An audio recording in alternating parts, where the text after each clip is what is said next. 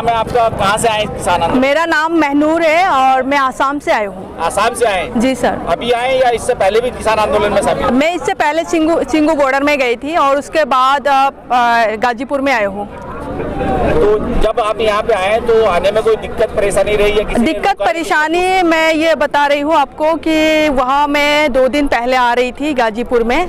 तो पुलिस मुझे रुका सबसे पहले और रुक के मुझे पूछने लगे कि आपको कितना पैसा मिला है यहाँ आने के लिए, और उसके बाद पूछा कि आप कैसे आए हो, फ्लाइट से या ट्रेन से?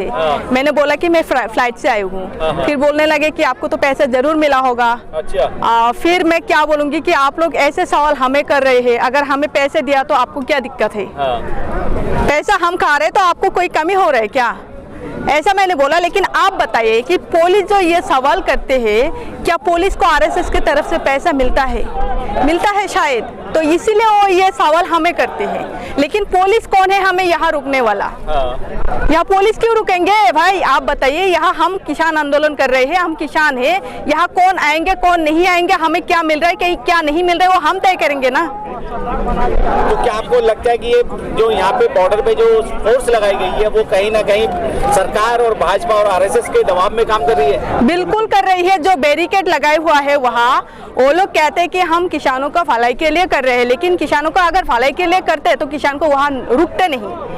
तो वो लोगों का बात यह है कि यहाँ पर किसान को नहीं जाने देंगे। लेकिन वो लोग बैरिकेड लगा के लोहे का किले इसलिए लगाए कि हम लोग वहाँ जाके पैर घुस के मर जाए। तो ये चाहते हैं ना, और सरकार ये सोच रही कि किसानों का जितना हो सके हम बदनाम करने की कोशिश करते हैं। लेकिन ये कोशिश कर रही है, बदनाम करने की कोशिश पहले से ही कर रही है कि किसानों का कोई भी बदनाम हो जाए तो ये आंदोलन रुक जाएगा। जिस तरीके से देखा जाए इंटरनेशनल पटल की अगर मैं बात करूं, अमेरिका की बात करूं, कनाडा की बात करूं, इसके अलावा और कई कंट्रियों की बात करूं, वहाँ के सेलिब्रिटी जो है किसान आंदोलन को समर्थन कर रहे हैं। लेकिन बिल्कुल कर रहे हैं, लेकिन इस देश की सरकार और देश की सरकार के नुमाइंदे उन्हें भी गलत बताते हैं, उन्हें भी आतंकवादी बताते हैं। क्या कहेंगे आप? इसमें जो मोदी बताती है कि मोदी जो बताते हैं उनकी सोच ही ये है कि कोई भी मतलब उनका कहना है कि हम सही है, मोदी ही सही है, क्या लोग गलत है?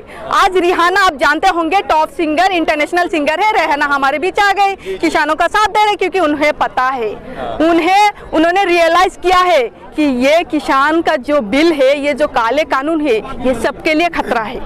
ये भारत के लिए खतरा है, किसानों के लिए खतरा है, जनता के लिए खतरा है, सबके लिए खतरा है। आप बताइए, अभी मोदी जी क्या हमारे बीच आप क्या रहे?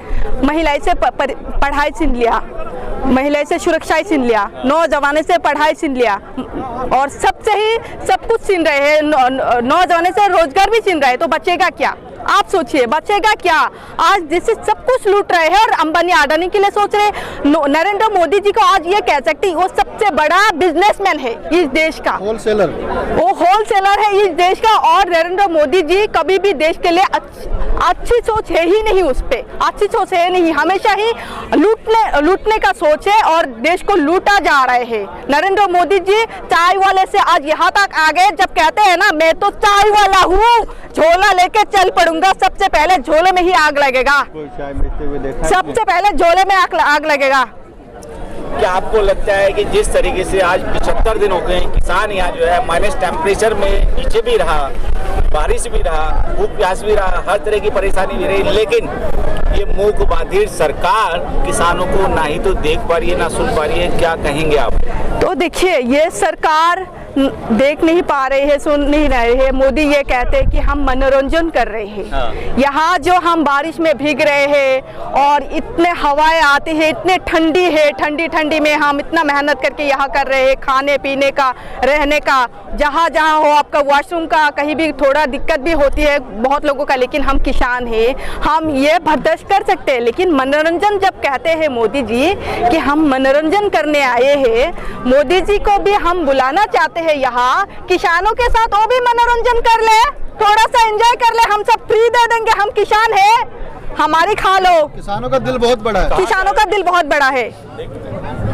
जिस तरीके से जो है आज जो है फिल्म इंडस्ट्री के लोग किसानों के विरोध में आगे हैं, चाहे वो अजय देवगन हो, सुनील शेट्टी हो, इसके अलावा जो है अक्षय कुमार, उनको पैकेज मिलता है भाई, अजय देवगन हो, अक्षय कुमार हो, वो तो बस सिख भाइयों के नाम से मैं आपने जोर तक आपके जो है आपने बताया मंगेशकर आपके जी। आ गई है। अजय देवगन की बात करती हूँ, अक्षय कुमार की बात करती हूँ। अक्षय तो कनाडा वाला है, वो हिंदुस्तान के लिए क्या सोचेगा। कभी कभी ये लगता है मोदी जी भी देश का नहीं है, ये भी हम डाउट फील करते हैं। मोदी जी अगर देश का सच्चा इंसान होता आज तो देश के लिए कुछ न कुछ करते। जो अपना घर नहीं संभाल पाते, जो अपनी बीवी को नहीं संभाल पाते, वो देश का क्या संभालेगा। आप सोचो ये।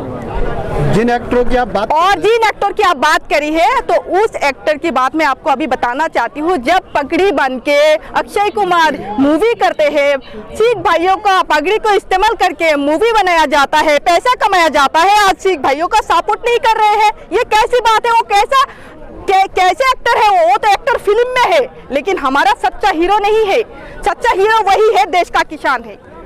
आप पीछे कहाँ से आई? आपकी मतलब पीछे किधर से आई? दिल्ली में जैसे आप पीछे की तरह मतलब बैकग्राउंड आप मतलब दिल्ली में आई हैं तो कोई नेटिव प्लेस से कहीं से तो आई होंगी। एक्चुअली क्या है ना, लगातार हम न्यूज़ देखते हैं और हम गोदी मीडिया की न्यूज़ नहीं देखते।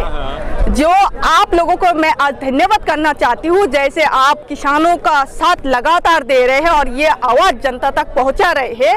और हमें मालूम पड़ा कि जब यूट्यूब चैनल में जाके आप लोगों जैसे न्यूज़ हमको मालूम पड़ा कि ये सच न्यूज़ है और इस न्यूज़ के द्वारा हम जाना चाहिए और वहाँ जाके माहौल को थोड़ा देखना चाहिए, किसानों का साथ देना चाहिए। ऐसे ही मुझे मालूम पड़ गया और ऐसे ही हम आ गए यहाँ। लेकिन मैं गोदी मीडिया नहीं देखती आज तक, ABP जो भी जी न्यूज़ का हो, C न्यूज़ का हो, ये कुछ भी नहीं देखते हम। आसाम से, गुवाहाटी से आई हूँ, एक गांव से, और इतनी दूर से आई हूँ। जब मोदी जी कहते हैं कि ये पंजाब, हरियाणा, उत्तर प्रदेश, उत्तराखंड के लिए ये कानून बनाया गया ना, ये ऐसे लोगों को बेवकूफ बनाना चाहते। आज ही मोदी जी आसाम में उन्होंने चाय को लेके टिप्पणी में अभी मोदी जी आसाम लगातार जा रहे हैं क्योंकि आसाम में चुनाव है। आने वाले दिन में आसाम में चुनाव होने वाला है और मोदी जी क्यों नहीं जाएंगे वहां जाके, तो थोड़ी बहुत बोलेंगे ना। आज मोदी जी आसाम में जाके बोल रहे हैं कि हिमंत विश्व शर्मा के बारे में खुद बदनाम कर रहे हैं। जो हिमंत विश्व शर्मा के बारे में आप सुना होगा, वो अभी बीजेपी के बहुत बड़ा मंत्री है। और अभी आसाम में जाके मोदी जी कह रहे हैं कि आसाम में कोई भी मेडिकल 2016 में मेडिकल नहीं था, लेकिन उस वक्त हिमंत विश्व शर्मा खुद मिनिस्टर थे कांग्रेस में, वो कांग्रेस में थे और उसके बाद बीजेपी में अभी है। लेकिन बदनाम किसको कर रहे हैं मोदी जी? अपनी टीम को ही कर रहे हैं। बीजेपी के मंत्री हिमंत विश्व शर्मा उनको ही कर रहे हैं।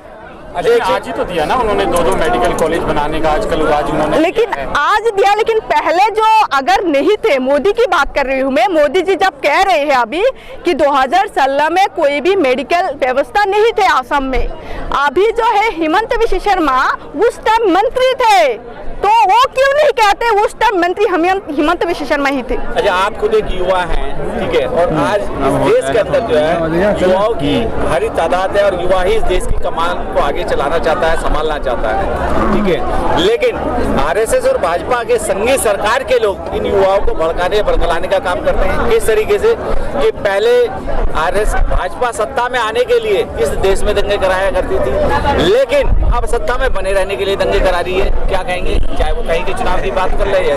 देखिए, अभी बीजेपी आरएसएस के लोग जो है हमारी आवाज को दबाने के लिए, आवाज को रुकने के लिए बहुत कुछ कर रहे हैं। और अभी हम जो नौजवानों अभी देश में ऐसे ही हम जग गए और हमें अभी मालूम पड़ गया कि देश में कुछ ना कुछ ऐसा होने वाला है जो मोदी सरकार करना चाहती है।